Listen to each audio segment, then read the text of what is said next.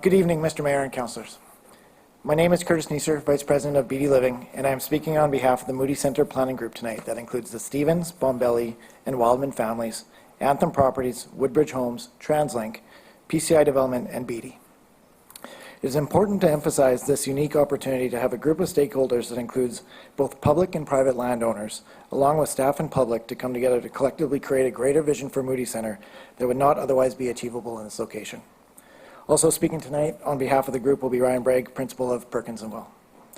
We're excited to update Council on the progress of the Moody Centre transit-oriented plan, as well as provide some high-level feedback from our public engagement, share how we're incorporating that into the plan, and discuss next steps in our public engagement process. Our vision is to create a vibrant, mixed-use neighbourhood in Moody Centre that includes new, local jobs and employment, a variety of housing types, including market, rental, and below-market housing, and a significant public benefit package of approximately $130 to $140 million that includes a combination of delivered amenities and cash contributions to fund other amenities elsewhere in the community. Some of the highlights of the public benefit package include an animated transit plaza and a pedestrian overpass connecting Moody Centre Station to Rocky Point Park. The project would also include continuing the daylighting of Dallas Creek all the way to Rocky Point Park, which, as you know, was included in the OCP and which we believe will be transformative for the neighbourhood. We're also proposing to deliver approximately 10% below market housing units, which is a significant increase from our preliminary concept and is in direct response to the public feedback we've received. In addition, there are pocket parks introduced, as well as an animated pedestrian and cycling-friendly Spring Street.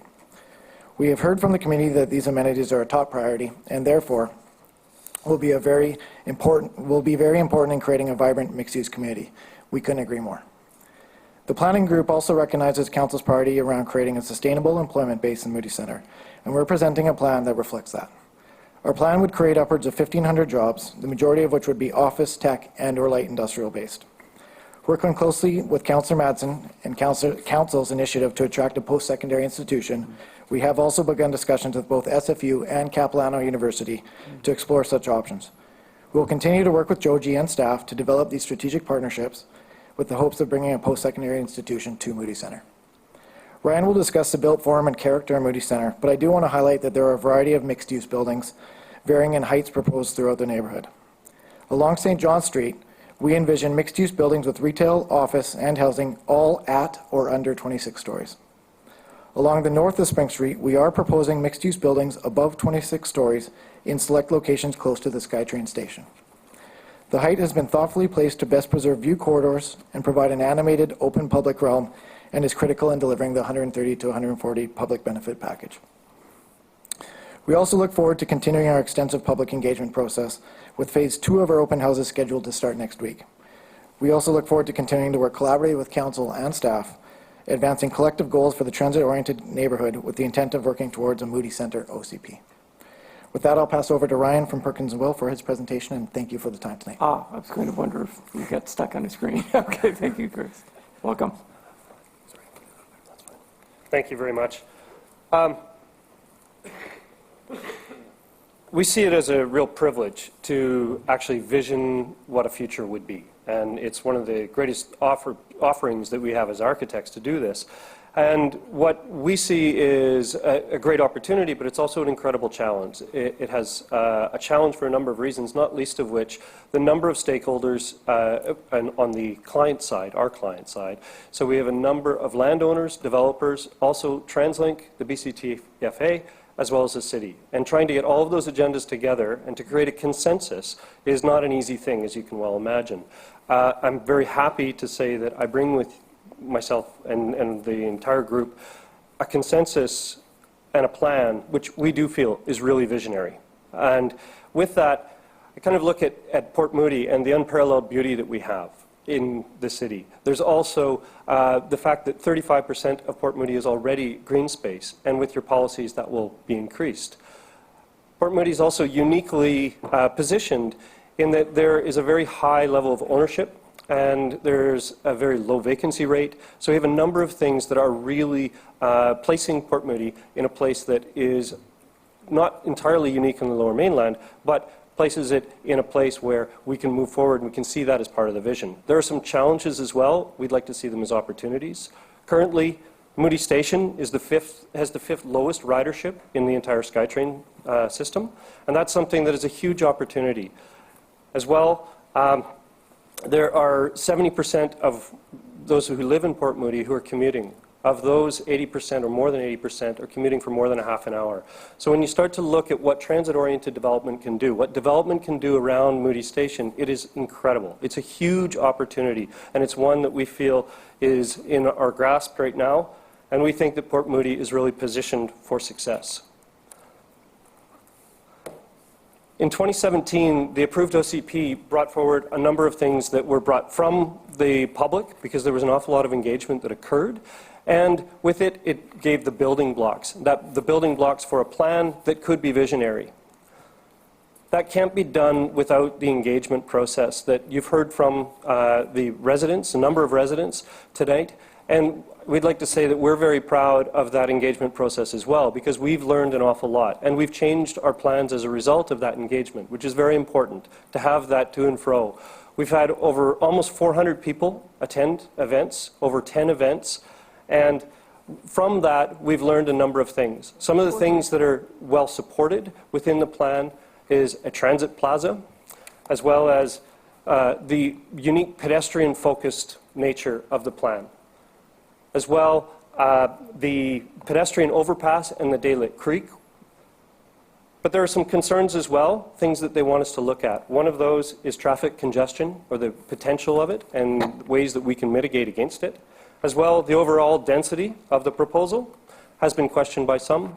And as well, view corridors. View corridors are actually quite important to the people who live all around the Moody Centre area. So this is something that many of you have probably seen before. This is actually the plan, the physical plan that comes out of the OCP. And the OCP identified a number of things that are really instrumental to creating a vision. It doesn't give us the sort of the roadmap, and so what we're doing is we're providing that roadmap. We're seeing the vision.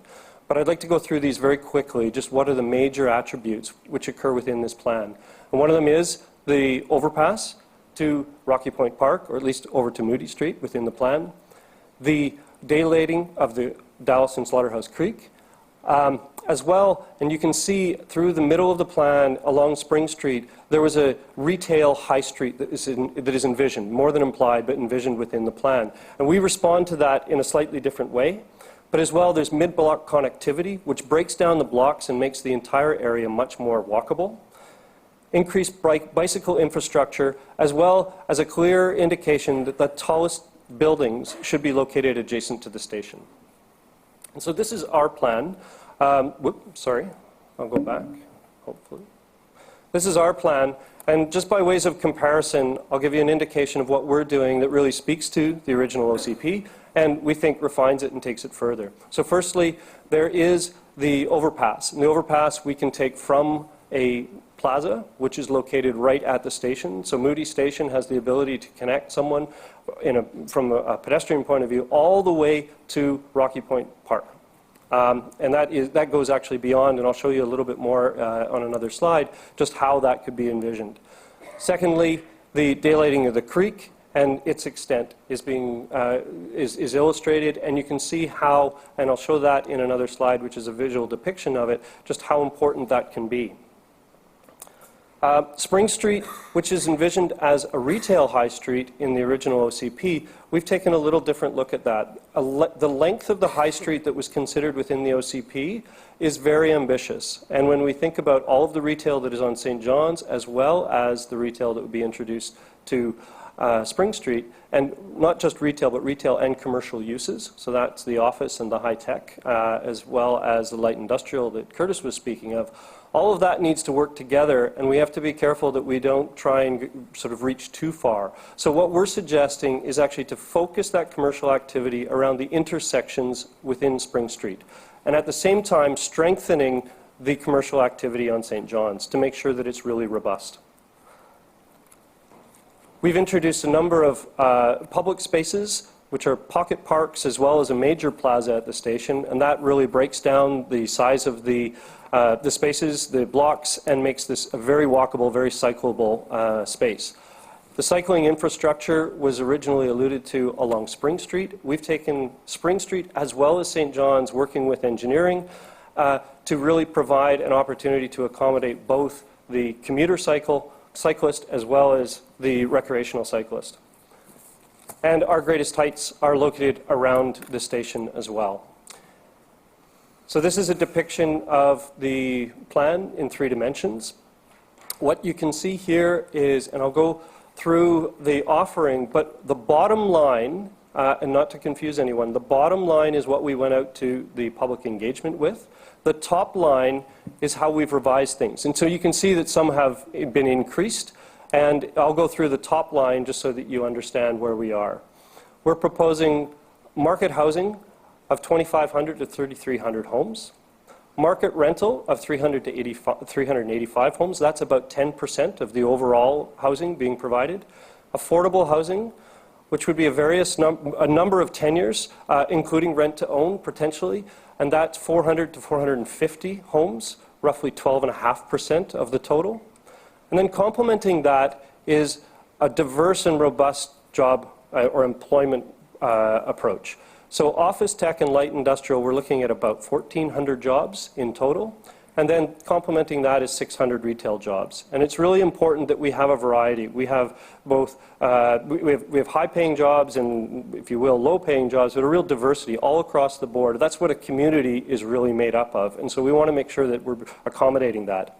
In total, we wind up with approximately 2,000 jobs and roughly somewhere between 3,000 and 4,000 homes. And what's important to note there isn't the actual numbers, but actually the ratio of what we're providing. We're proposing a ratio of jobs to homes of about 1 to 2. And that's an extremely aggressive ratio. We do feel, because of the proximity and the manner in which the plan can be come to fruition, that it's achievable and it will position Port Moody long into the future. So with that development, both the residential and the commercial development, come a number of community benefits. And I'm just going to very quickly through this because I have some slides that can go into it in more detail. But the Daylight Creek, the Transit Plaza, the pedestrian overpass, a robust employment approach, housing options, infrastructural upgrades, and then things that can't be forgotten, like public art, to include that within the plan so that we make sure that it's being delivered.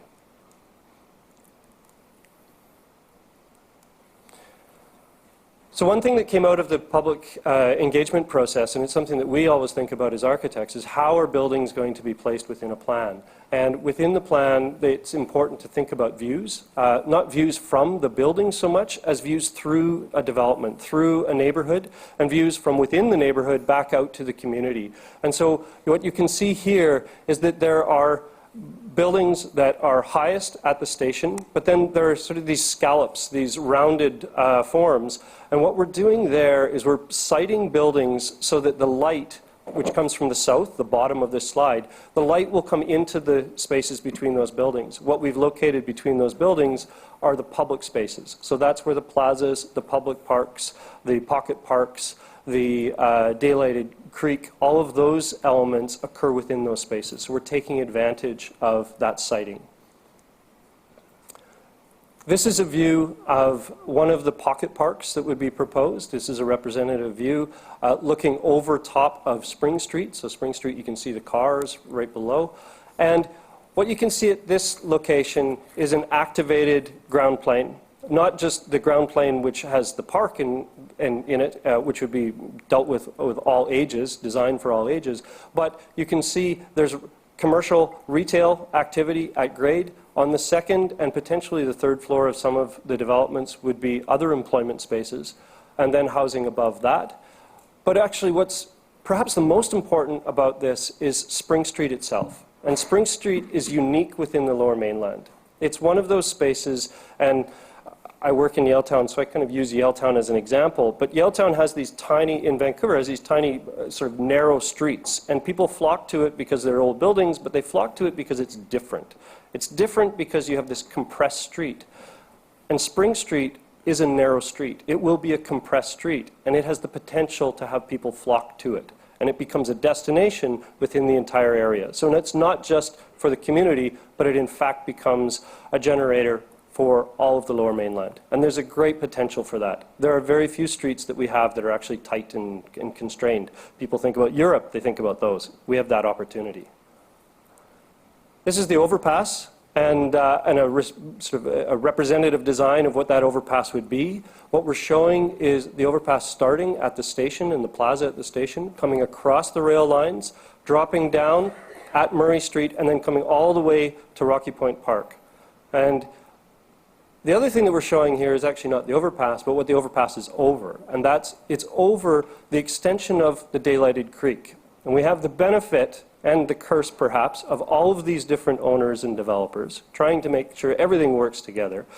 For all of that challenge, it means that we also have the ability, in this case, to look at a site that is on Murray Street, which is owned by one of the developers, and it means that we can actually commit. We can commit now to developing this. We can commit now to delivering this within the early phases of a plan. And so that is the commitment to the overpass. It's also the commitment to the daylighting of the creek, all the way from St. John's to the park.